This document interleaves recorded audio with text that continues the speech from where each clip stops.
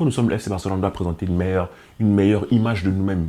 Rien que pour le nom que nous portons et pour les légendes qui ont porté ce maillot. Yo yo les gens, j'espère que vous allez bien. Alors c'est lundi. Le lundi, personne n'est content. Le lundi, on est tous aigris, on est tous tristes. La semaine, elle va être longue. Patati patata. Et là, il y a Jules qui vient nous parler du Barça. Alors qu'il y a Xavi qui fait n'importe quoi. On a assisté à une purge le week-end. Le samedi, on se déplace entre guillemets. On va affronter Shakhtar Donetsk. On va aller jouer en Allemagne. Peut-être que Xavi va nous faire encore n'importe quoi. Mais oh là là, c'est vraiment... Je sais. Mais le bien, c'est que Jules est là. On va essayer de rendre ce moment très agréable. Bien sûr, tu commentes, tu partages, tu likes et tu me donnes ton avis, tu me donnes ton 11, tu me donnes ton pronostic. Voilà. S'abonnez-vous. Alors après cette très longue introduction de la vidéo, le FC Barcelone donc joue contre Shakhtar Donetsk, c'est le 4e match sur 6. Après, encore une fois, je le répète, notre purge le week-end, là, le samedi. Donc le FC Barcelone va se déplacer, ça va être un match de Ligue des Champions. C'est un match qui nous qualifie tout simplement. Personnellement, moi, j'attends vraiment de ce match une attitude changeante de la part de Xavi, parce que ce que je retiens à part le match, c'est sa conférence, ou plutôt ses propos d'après-match, où Xavi pointe vraiment du doigt les joueurs. C'est très rare en fait que Xavi le fasse. Xavi dit souvent l'adversaire a été compliqué, ouais ça a été difficile. Il cajole un peu, il couvre les joueurs. C'est pas comme Coman qui tirait vraiment sur les joueurs comme ça, mais il couvre les joueurs, il couvrait. Mais hier en tout cas, il a dit que c'est qu'il a vu, il ne pouvait pas voir pire, il ne pouvait pas imaginer pire. Et il y a même des déclarations qui ont fuité. À la pause, il dit aux joueurs, s'il y a un mec là qui ne veut plus jouer, qui est fatigué, qui n'a pas de motivation, qui lève la main parce que je ne tolérerai plus une seconde de plus dans cette forme de suffisance en fait et de mauvais jeu. Ça, c'est ce qu'il aurait dit aux joueurs. Alors, c'est bien beau les paroles, c'est bien beau de voilà, ouais, et tout, on a besoin de plus de ballons. C'est bien beau de raconter le charabia. Ben moi, je vais me poser là, commencer à te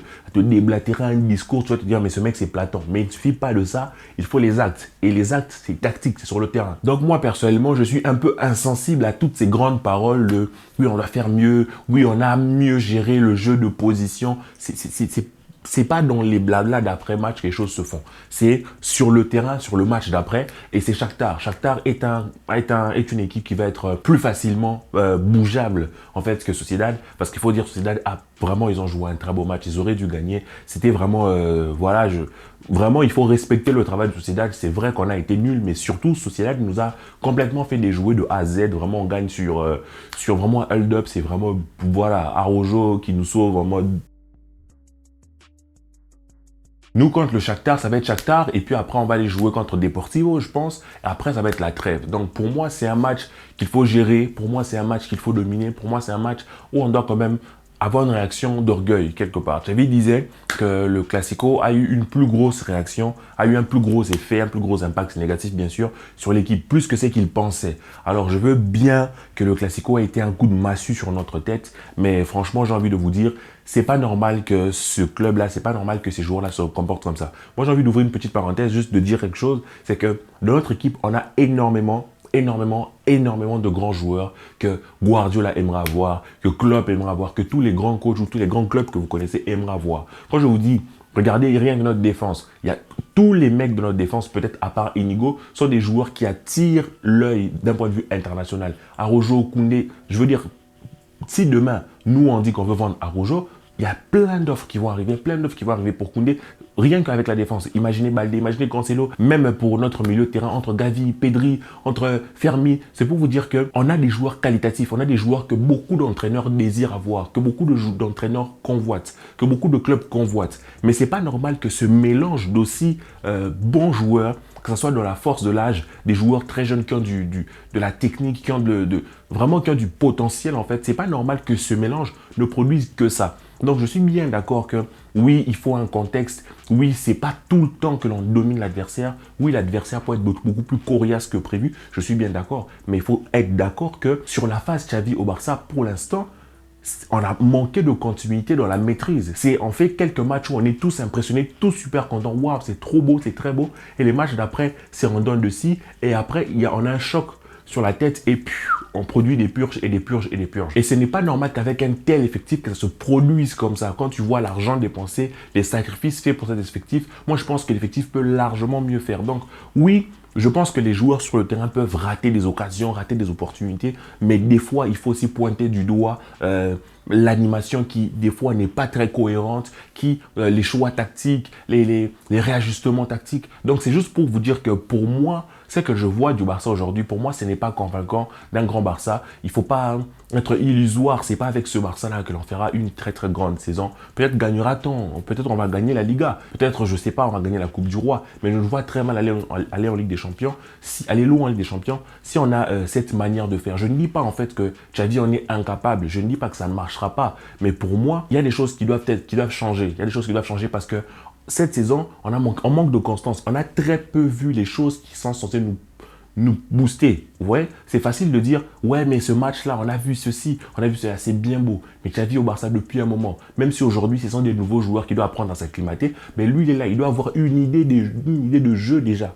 Depuis le temps qu'il est là, il doit avoir une idée de jeu sur lequel il travaille avec. Il a pris des joueurs de qualité. Il n'a pas pris des bombés de 18 ans à qui il doit expliquer le jeu de position. Il a pris des joueurs de qualité entre Gundogan, Cancelo, Koundé. Il a pris des joueurs de qualité, Lewandowski, tout ça. Aujourd'hui, ces joueurs de qualité-là n'ont plus le même impact. Aujourd'hui, Lewandowski, c'est un bras cassé. Je suis désolé. Moi, je pense que Lewandowski est encore capable de mettre des buts, mais on n'arrive pas à le trouver, on n'arrive pas à l'utiliser. Donc, tout ça, moi, ça fait que mon exigence envers Xavi augmente énormément et je serai moins doux avec lui quand je verrai la performance de demain. Je ne m'attends pas à des miracles, je ne m'attends pas à ce qu'on pose un classique, je dirais que ce n'est que Shakhtar. Moi, ce que j'attends de cette équipe, ce n'est pas de poser des classiques de manière ponctuelle, ce n'est pas de gagner contre le Real de Madrid de manière ponctuelle, ce n'est pas de voir Gavi pisser sur Kroos, ça c'est bien beau, mais moi je veux voir de la constance qui rassure. Et là, on n'est pas rassuré, on se voit que face à une certaine adversité. Si demain, par exemple, le coach de Donetsk est inspiré, nous fait une sorte de magie tactique, je me demande dans quel eau baignera Xavi en fait. Donc moi, personnellement, j'attends de ce match des belles choses. Mais en même temps, je n'oublie pas qu'après ce match, il y a un match de Liga et ensuite, il y a la trêve. On a beaucoup d'internationaux qui vont aller jouer sûrement tous les matchs titulaires. Et pour moi, il faut gérer, il faut dominer d'entrée, mettre une grosse pression, ensuite gérer et faire tourner. C'est pour ça que mon 11 à moi est celui-ci. Donc, j'enlève le 5, la défense à 3, tout ça, je ne veux pas voir ça. J'ai besoin de voir de la puissance offensive, j'ai besoin que l'on fasse peur, j'ai besoin que l'on marque des buts. Donc, moi, je pars avec un 4-3-3 que l'on va trouver en guillemets ordinaire. Mais, à la place de Baldé, je mets Alonso. Pas parce que Baldé fait des mauvais matchs.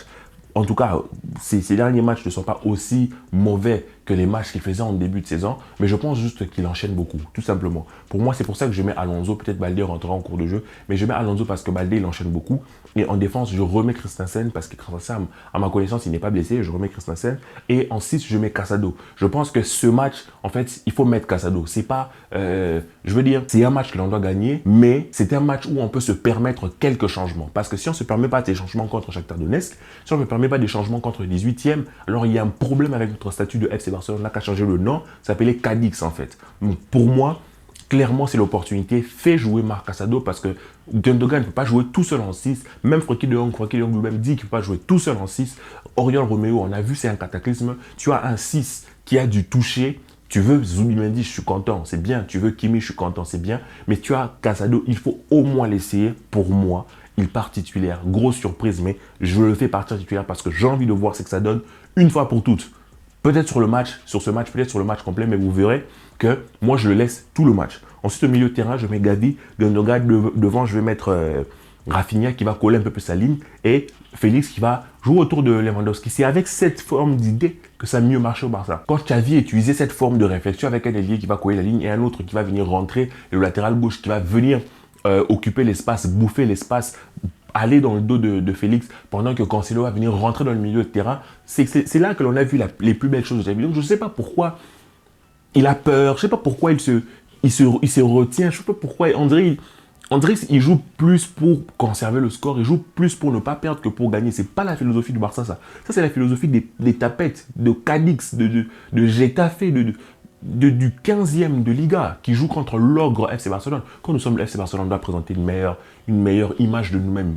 Rien que pour le nom que nous portons et pour les légendes qui ont porté ce maillot. Je vous laisse avec cette vidéo. Dites-moi ce que vous aurez pensé. Donnez-moi vos scores, vos pronostics. Moi, je vais sur un 2-1 du FC Barcelone, malheureusement. Que la puissance sur vous et peace.